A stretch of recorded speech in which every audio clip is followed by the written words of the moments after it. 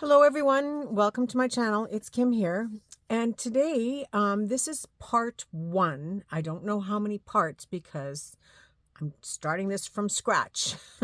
Came up with this idea last night and I figured, okay, I might as well turn the camera on and take you with me. So it's going to be a mass make of journal covers, and depending on how long that takes to finish them off, I may consider going on and doing the papers and doing the whole thing for these journals that I'm mass making.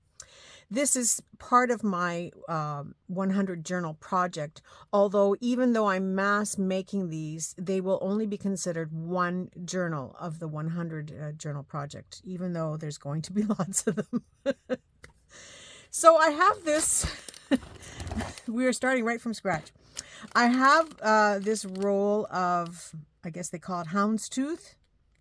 It's kind of, it's ugly as all get out. I'm sorry. I don't like houndstooth. I don't like any geometric patterns, which is why I'm really forcing myself to use this. But I have several rolls like this, and I got them at a stupid price. Now, I don't know. It says $9.99. I think I paid like $2 a roll. I have a couple of rolls yet. So I took one roll and cut it up completely. So I'm going to get this off my desk and put it back so I don't have to look at it. Unless this turns out to be a really fun project. I don't know. So when I took it off the roll or opened up the roll, they are aligned. It's a ribbon. So you've got this houndstooth pattern on this side, and you've got this chocolate brown fabric. It's kind of a, there's a bead on the table here. It's kind of yeah, it's brown. Anyway, I cut them up because the ribbon it's 8 inches wide. I guess this was making some really big bows, but I don't know when you would use this. Christmas? Halloween? Fall? I don't know what the point is. No wonder they were on sale for $2 a roll. And why did I buy it? I don't even like this pattern. So have your laughs on me. Anyway, because it was 8 inches wide, I kind of was playing around while it was still on the roll, and I said, okay, I need about that much to make a journal. Because, you know, by the time I add some trim on the top and the bottom to cover the ugliness of it, it's going to take it to 8.5 inches, maybe even 9 inches. We'll see. And then I looked at it from this point that this, I cut it in 9-inch pieces, I think. I'm just going to double check. Yeah, it's roughly 9-inch pieces. It might be a little bit longer, but I will trim it back as I need it. It was very hard to cut because there is a wire inside. Now this one doesn't, this is the one I was working on. So it has a wire inside. So here is the wire, and I'm just going to take my fingers, and it pulls out quite easily. But I do keep these wires because they are great. Oh yeah, here's the other two. They are great for using for beadwork and stuff. So they will, I just either roll them up or fold them up, and you know, I stick them in a little baggie, and I do use them. So they will all get put by the wayside. So I don't know if you can see the stack over here. Anyway, cut the whole roll. So I figured a 9-inch would fold up and give me about 4.5 inches. And then I thought, you know, by the time again that I finish it off with some ruffles and trims, I might get to 5 inches. And I thought, well, that's a pretty nice size journal. And they're going to be a traveler's notebook style. And because I'm going to mass make them, I'm only going to do one step at a time and finish that step and then move on to the next. So now they are sewn on either side. So if you have some fabric, you know, you could have a fabric lining and a fabric front, you know, nice front.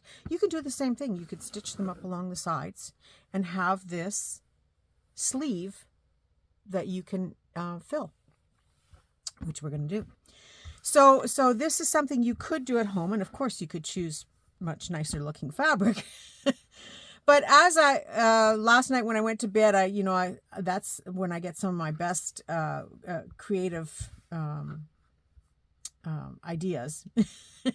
I figured, I know myself that, usually I pick a background and by the time I'm done, you can't see it anyway, which is kind of going to be the plan on this. There will be some, but not a lot. But I kind of thought, well, it's houndstooth and it's brown. It just says forest to me. So I thought maybe I would do kind of a forest fairy journal, and I would focus on the hunter greens, the cream colors, and this brown, although I wouldn't have too much brown after this, but a little bit of brown to make it more feminine looking, because I don't think you can turn this type of journal into a masculine type of journal. So I thought to make it a little bit more feminine, I would still focus on woodlands and fairies, and incorporate the brown coloring into that. But by the time I'm done, there won't be a lot of brown showing, which is good. And there won't be a lot of houndstooth showing either. So going back to this idea, it could easily be done with any kind of fabric, stitching the two ends and making it whatever width and length that you want, because this will adjust a little bit as I go along. So once you have a tube like this, then the idea is you want to make it a little bit more sturdy, which is where I was going with that, is that, I need some kind of substance to make it sturdy so that I would slip something inside. So I had a bunch of chipboard covers from scrapbooking, the cover sheets, the back covers. And so I cut them to 9 inches long, which is what they are. And I had tested one, and you'll see I cut them to 8 inches, or not 8 inches, just slightly under 8 inches. And it was a struggle to get them in. So you have to keep that in mind, that it has to be a little bit smaller to put them inside whatever type of tube you have or that you make. Maybe you can find some ribbon like this. So I went with 7.75. So I took it down about 1/4 of an inch. And so I just used these scrapbook covers, because I had a stack of them. And I figured, well, if I didn't have those, I could use file folders. I could use cardstock, or I could use masterboards that I've covered with paper to make it a little heavier. So anything like that, chipboard, just something to give you some strength and durability inside the cover. So of course I fold it in half. Now some of these I had, momentarily regrets, and because, here was this beautiful cover, and I could have probably cut this into some nice tags, but I said, get over it. And I did. But I just thought I would show you that some of them were pretty enough that I could have used them, but I'm using them up. That's the whole point, right? So I'm going to take one of these covers. Now I folded it in half ahead of time, because I realized that when I was playing around with this, that if you put it inside, I cannot see the two ends to get a perfect fold. And then it's hard to fold through the fabric, and this thing is moving around a little bit. So I pre-folded them. I'm just going to give this a little bit of a final fold here. So I will be doing, now I've pre-cut the fabric, and in total here I have 16. I'm a little ambitious, I know. but we're going to get her done. So I put this fold in here. So this again it could be anything, a file folder, it could be a duotang that you've cut apart, and anything to just give you some little extra strength inside of this tube. So then opening it up again, at least now I have that fold in there. My next step is to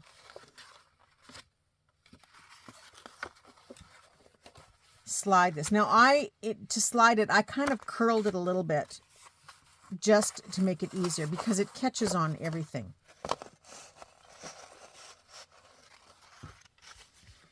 And then it's still a little bit buckly, but I think I can work around that. And just sliding, and I don't expect it to be a perfect fit. This was not an easy thing to cut, because you're cutting through 2 layers. I did use my rotary cutter and tools. Yeah, I've got extra fabric here, so I'm going to slide that over. Knowing that I could trim it afterwards. And with the wire inside, I didn't want to use my rotary cutter through the wires because then I'd have to change blades again. And so I stopped at either end and then cut it with an ugly pair of scissors that I use for cutting such things. So here it is. It's a little bit buckly, but you know, if I fold it, it's not bad. It's actually not bad. And you can see, like, I've got just a short little bit there, and I have a little bit more here, but that I would worry about afterwards. So my next thought was, okay, I need to keep this from moving, and also be mindful of what is on your chipboard, because this does have some little tiny holes in it, so you could sort of see what's inside, but you know, for the most part it's scrapbook paper, and I think it's fine, but you know, it depends on what you're using, of course, and the color. So my next thought, and I will go and do these, and then I'll let you know how it worked out, is I thought I would run a sewing stitch along the edges to catch the cardboard so that it would be secure in place. But I'm not going to do the openings.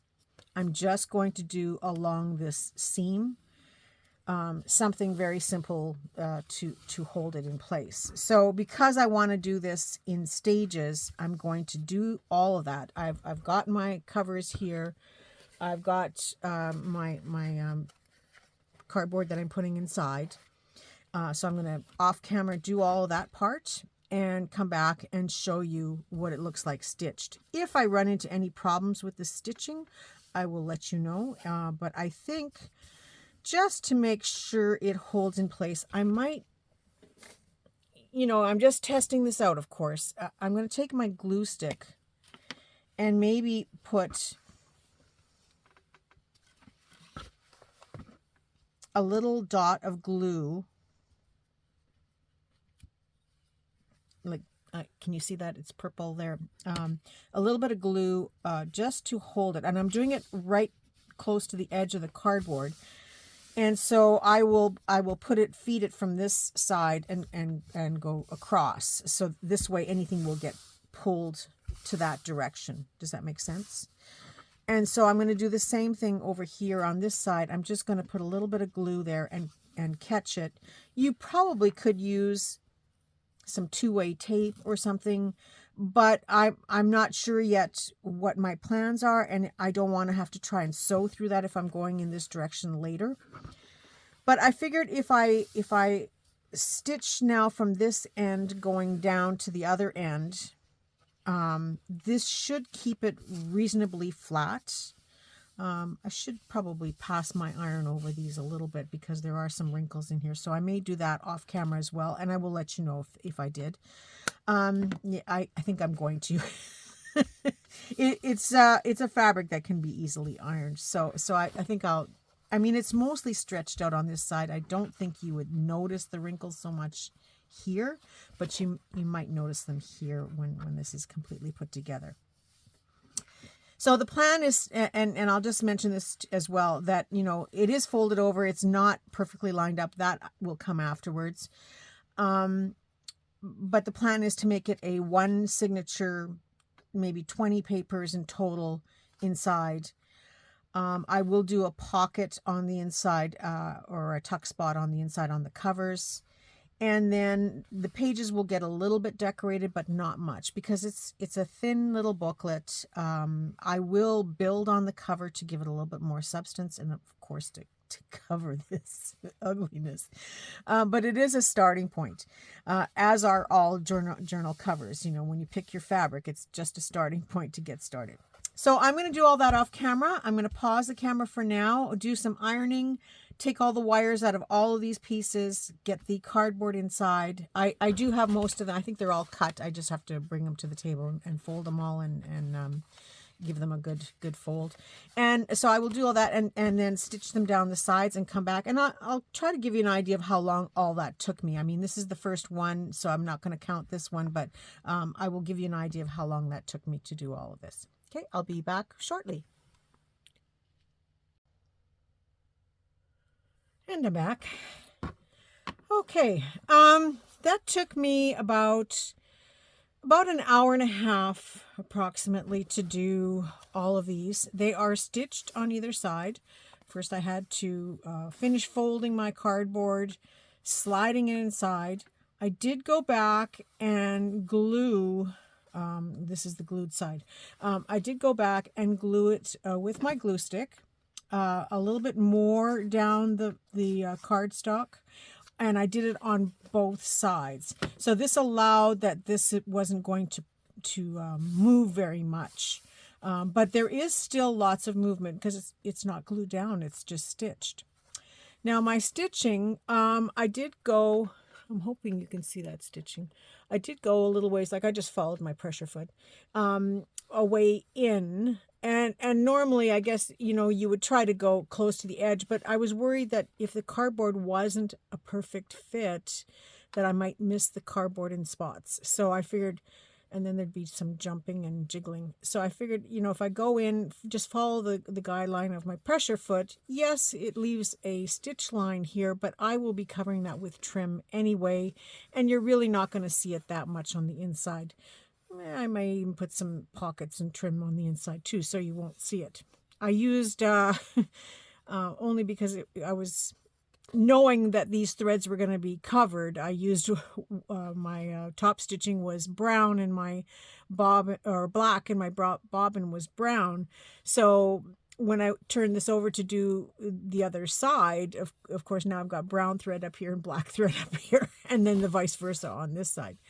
I started out with this side because this is a very loose weave and it really moves around a lot. If I were making this with two fabrics that I put together, I think I would sew them with the seam out. I wouldn't try to make perfect seams. Does that make sense? You know, instead of right sides together and the seam being on the inside, like the leftover fabric being on the inside, I would leave it on the outside. And even if it's raggy and fraying, I would leave it on the outside, stitch them, and then cut it a little bit closer, because it would have the original stitch line from the fabric, but it would also have a stitch line where you stitch the cardboard in. The reason for that is then you wouldn't have those seam allowances on the inside that could possibly show through your fabric. Does that make sense? So if I was going to do this, I would just pick my two fabrics, put wrong sides together because they're going to be the insides, and I would stitch on the outside and then trim afterwards. I thought about stitching, like if I were to do this, I thought about stitching a bag and closing this like that, so that you would just slip your cardboard in and you'd have this bag that you'd be putting your cardboard into with only one opening. But after seeing how much this moves around, I would hesitate to do that, because then once you buckle one thing, it's going to buckle all the way. So my next thought was, okay, now I should work at closing the sides. And I thought, well, I'll glue the one end closed and then stitch it, glue the other end closed and stitch it, and then trim off the excess, because these are not straight. Like if you look, I can fold this over quite a bit. But again, my thought is it's going to buckle, whether it buckles up here at the ends, or whether it buckles when you go to fold it afterwards. So my thought is, nope, I'm not going to stitch anymore. I'm done with stitching. So now I'm going to on both sides, I'm going to probably fill in, because I hadn't glued this perfectly. So instead of taking it apart, I'm just going to fill in and glue it closed, and glue it closed on this side. And for this, I will use my tacky glue. You may want to use your Fabri-Tac or your art glitter glue or whatever it is that you use. But I'm just going to glue them closed a little bit better, and then trim the edges. I also have to cut all my threads because I didn't cut those yet. In doing this, because I wanted to make sure, you know, when you're working with stuff, it's easy to sew a seam, you know, down the one side, but it's also easy to flip it over and sew your other seam on the other side.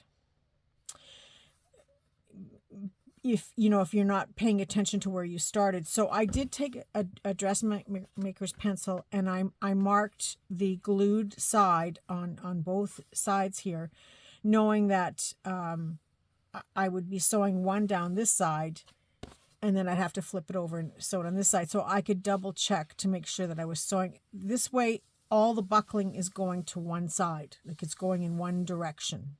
Does that make sense? So using a dressmaker's pencil, or even if you put a piece of washi tape, or masking tape or something, just at the in the middle here on the outside, so you know this is where you're sewing from, whether it's this side or this side. And I could quickly reference by just, peeling back, like, okay, there's that pencil mark. I know I'm sewing on the right side. So this way you're not moving your fabric and sewing first down this way nice and straight, and then this way, and then you've got this buckle in the center, because this isn't glued, so it's very easy to buckle your fabric.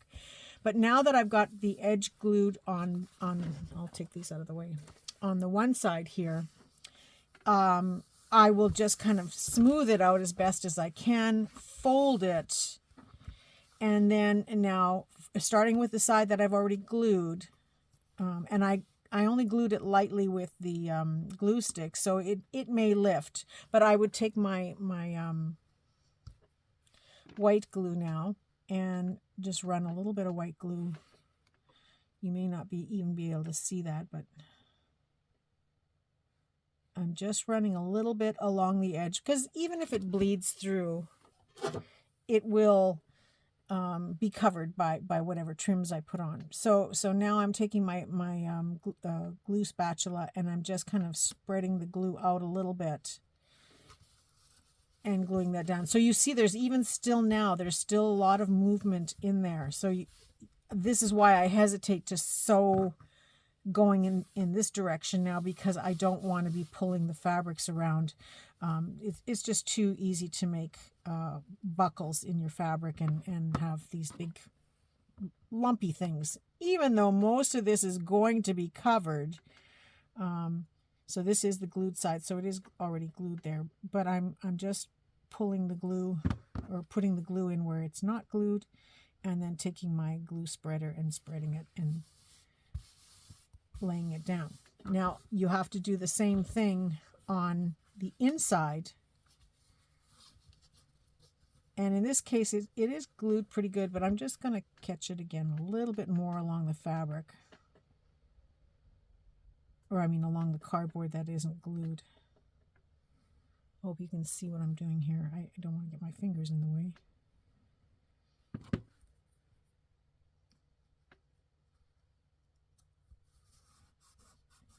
So that should hold it reasonably straight.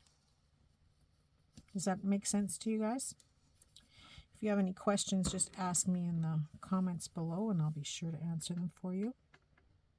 So that is how I'm going to glue my edges down.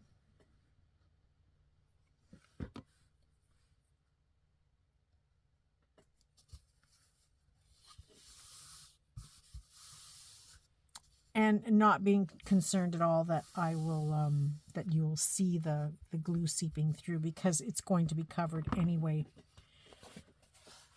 And then I'm just going to kind of slide it over, fold it, hoping that I have no heavy duty lumps in there, and just kind of smooth it over.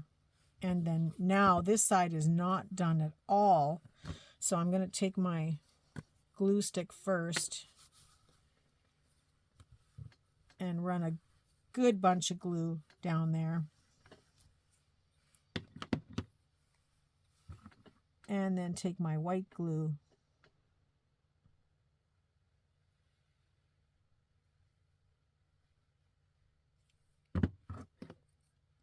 Spread that out a little bit.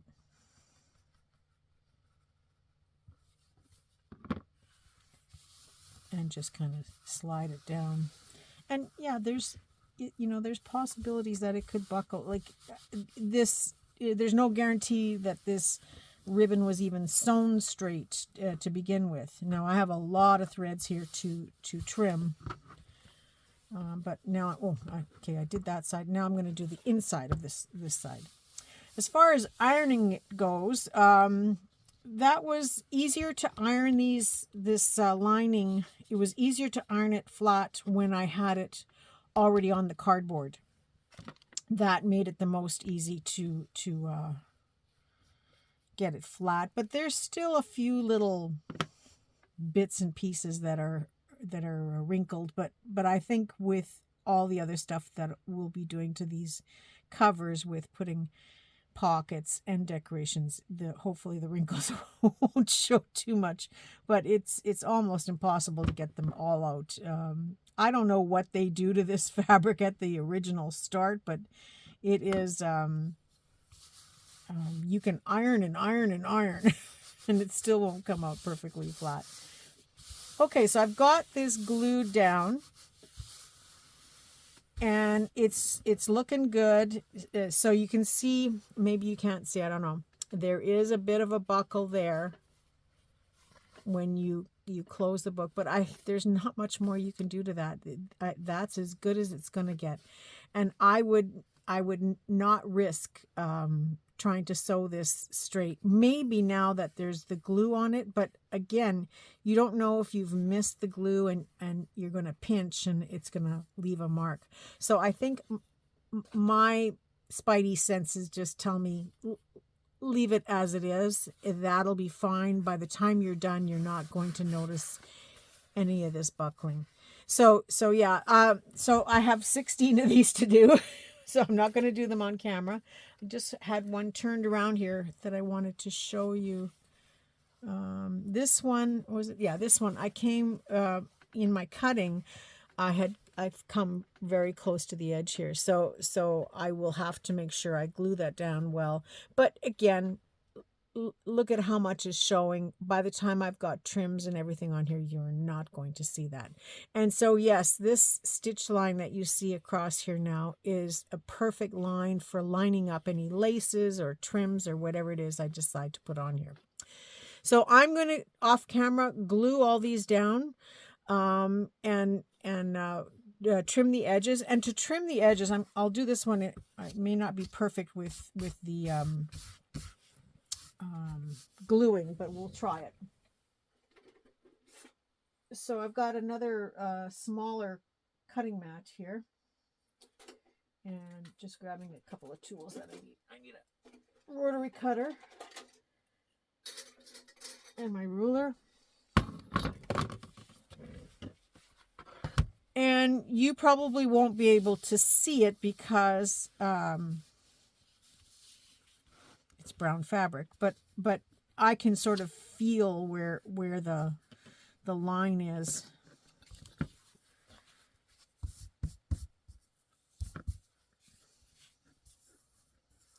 Sort of. I think I'll go this way. And so yeah, it's just kind of a touch and feel. I probably could do this with scissors. Well, that's probably even the easiest thing to do. Do it with scissors, because now I can really see the line here. Not the greatest scissors, but they will, I think, do the job.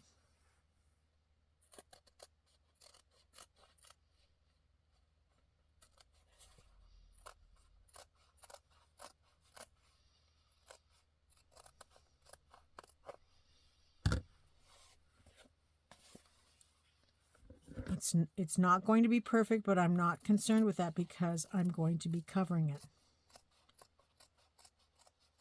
I just don't want to cut into the cardboard because then they won't be straight. And this is a very loose weave, so I'm going to have some fraying edges, which is another reason why I would have all this covered in trims and stuff.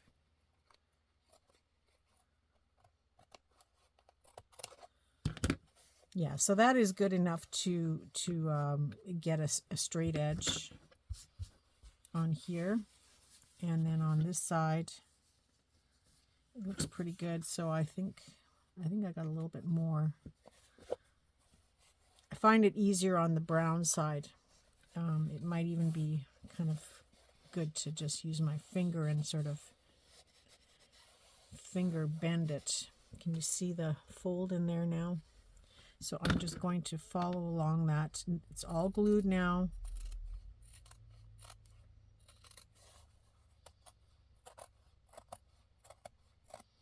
There isn't a wire in here anymore, so I may get out my fabric scissors and cut them straighter with fabric scissors. I thought I would use the rotary cutter, but it's just as easy to cut it by hand. So I will go ahead and do that and get all of these done. There's also some nubby bits at the top here. Not that it really matters. I'm going to be covering them anyway, but anything that's sticking up, I will trim it away. I have to look at it as it's going to be covered, so that's not a big deal. But there is my first one done-ish. Done-ish. It's the trims and things afterwards that are going to make the difference. But I will get all these done, and if I run into any problems, I will certainly share that with you. And the one that has the little corner sticking out, I will show you what that looks like when everything is cut straight as well. So I will be back shortly with 15 more to go. See you soon. Okay, I am back I have one left to do, and I'm just going to do this one with you watching so you have a better idea of how I've changed things up a little bit. So when I started out, I had just taken my glue stick and glued this down a little bit. I've decided that because I kind of, when you fold it back, you can see that there's a little bit of bubbling in here. So I just took my finger and I just lifted it up to open up the glue again so that I can really push this over. And in doing that, I kind of held up the one side a little bit by leaning it against this pile here. And I'm just lifting up the fabric and going in a little further, a little deeper with my glue stick, which I did do for all of these. And it was after I started working with the first one off camera that I realized, yeah, that's not that hard to do. So I just went in a little bit deeper, and I didn't even bother to glue with the white glue. I just followed along the edge here with my glue stick. And then while it was folded, I kind of held my hand in the center here and then just pushed and slid this over a little bit. And then I folded it flat, like you can see this is moving. And right away did the same thing on this side. A little bit harder to do. Luckily, I hadn't glued very much because of these loose threads. But I just kind of laid it as flat as I could, holding it in place as much as I could, and then gluing inside, making sure I get all the way down the outside edge, but gluing to hold some of this fabric down inside and smoothing it down. There's still going to be lumps and bumps. So once I did that, I turned it over, did the same thing on this side, but this was the open side, so there was no glue here. So now I kind of pulled this as if I was pulling it from the other end, but it's folded. And so just pulled it a little bit more, got my glue inside, glued as far deep in as I could. Glue stick doesn't seep through very much. I mean, if you were using white or ivory, you might see it more, but for the most part, you're not going to see it. And then making sure I really got along the edge here well, and then sliding it down. And then I want to do the inside brown, so I just flipped it over. And again, holding my hand on the inside here, I lifted it open, got my glue inside as much as I could, and then really doing the outside edge. And that is the easiest way to eliminate some of the bubbling inside. it's not going to be perfect, but it's the best that I can do to make this work.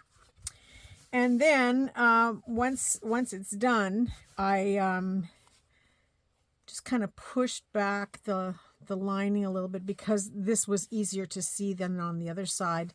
And I just took my thumb and ran across here a couple of times to just kind of, you know, bend it into shape where I could see the cardboard inside. And I think you should be able to see that through the camera. I noticed that you could the other time because I went back and looked at the first part of this video.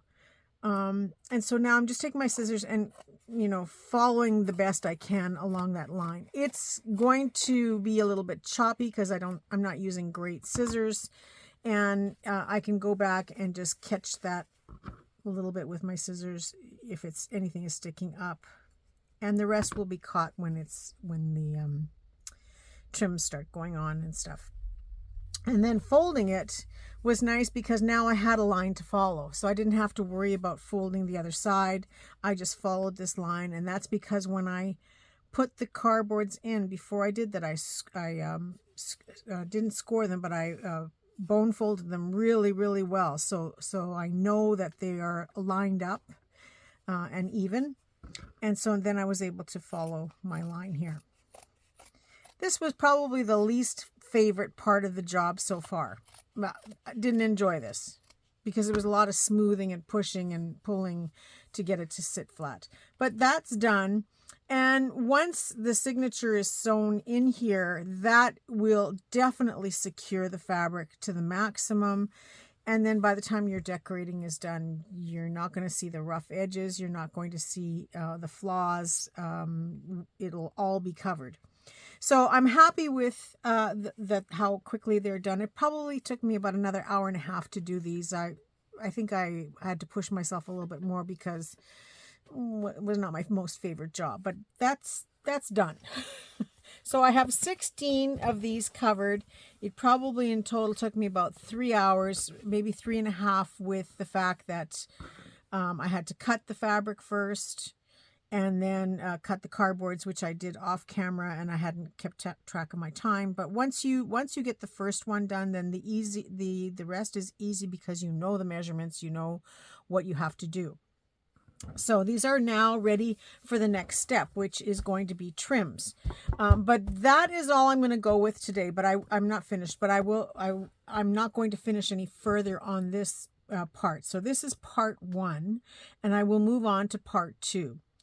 I would love if you would leave me comments if you are interested in how this works out for me to keep going.